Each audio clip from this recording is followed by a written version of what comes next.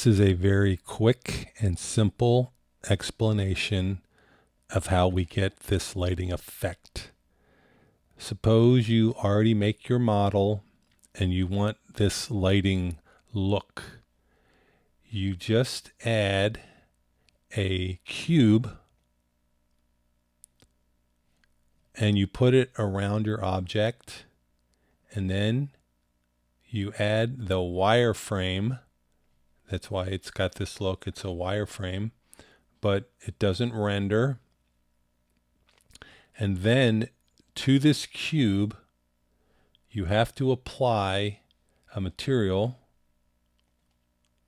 So if you go up to shading, you're going to add a volume scatter. There's going to be like a BSDF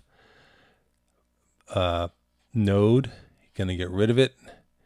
And if you go to add shader, and then it's volume scatter, if you just type in VOL, it'll pop right up. And then you want to set the density to super low, super low. So this little fog that's right here, it's like super low.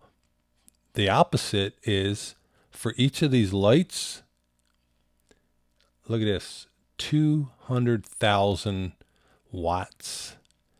And that's how you get the look. And this is only in EV. And that's it. And it's really simple. And you get this great look, and it renders really fast. It doesn't tax your computer like in cycles where you got, 4 minutes a frame. This will render in like 5 or 8 seconds. It's pretty sweet, and it's got a pretty good look here. So these are just spotlights that are linked to these par cans. And if I go up here and pick one of these guys, hold on, let me go back to layout, and then I can hit, and there you can see the lights moving as you move the par can, just like in the real world. So it's pretty simple. Yeah, I didn't model all this myself. A lot of it I tweaked, but like the truss and the speakers and the lights and the drum set, I didn't do all that, but I just got it. These are all the subwoofers down here.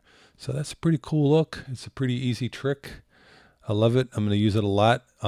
You can also just add this to a scene and it'll give it some fog, and you can do some really cool lighting tricks. There's a lot of other people that are giving examples of how to put lights in the volumetric scatter situation here like we got.